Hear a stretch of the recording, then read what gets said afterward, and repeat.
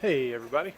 One of the biggest problems with the Excursion 5 boat is when everyone wants them to go faster. So when you want it to go faster, you have to get a bigger motor. To get a bigger motor, you add more weight.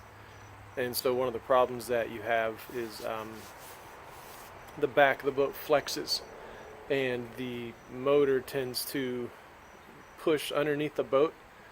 And so that's a big problem that a lot of people have. So one of the ideas that I found was to add a steel motor mount attached to the floor, and I'll show you how I did that. So let's see.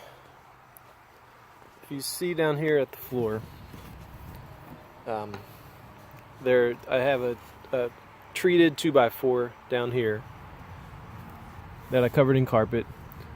On the other side of the board is a piece of 1x6 that pretty much goes from one side of the floorboard all the way to the other.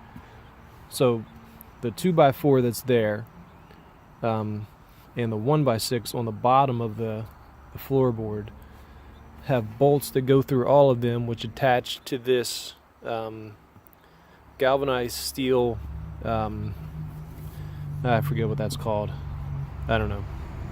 Anyway, the steel pipe, galvanized steel pipe screws into this, whatever it's called. This piece of pipe right here is 8 inches long, and then I've got an L bracket. I think you can see that.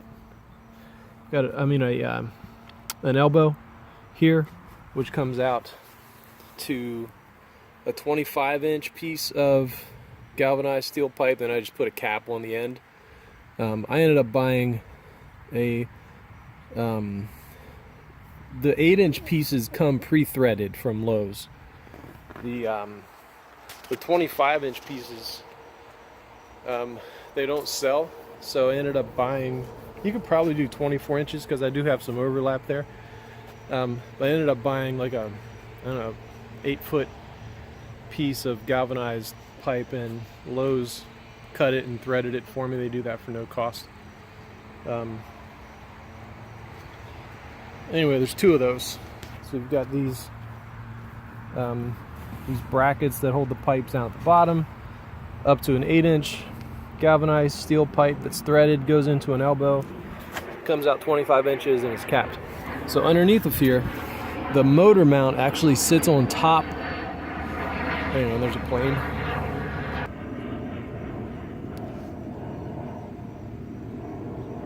Okay, so the motor mount sits on top of the galvanized steel pipe.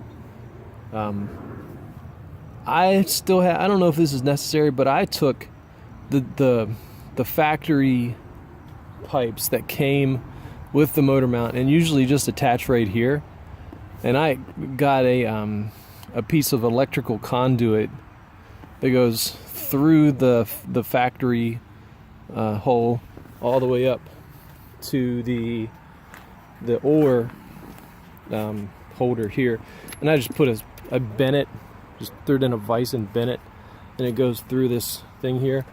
So the combination of that and the L bracket, which sits on top of the pipe, or the pipe which sits underneath of the top of the motor mount, it's as solid as can be. So I put this platform on top of it, and I weigh like 180 something, and I can stand on top of this platform and fish off of it with no problem. And it's really convenient if I need to come back and raise the motor up and down. So yeah, that helps. But it's as stable as can be, and I think I'm going to get a gas motor to put on there. So this is a 55-pound Endura motor, and when I didn't have the galvanized steel, it flexed pretty good. I've seen other people take PVC. I've got it around here somewhere. Take a piece of PVC pipe I don't know where I put it. Oh, here it is. So you can take a piece of PVC pipe and put it in here, it kind of underneath of the underneath this, and then go across to the other side, and that'll spread the weight out on the back, so that helps. So you could add that as well.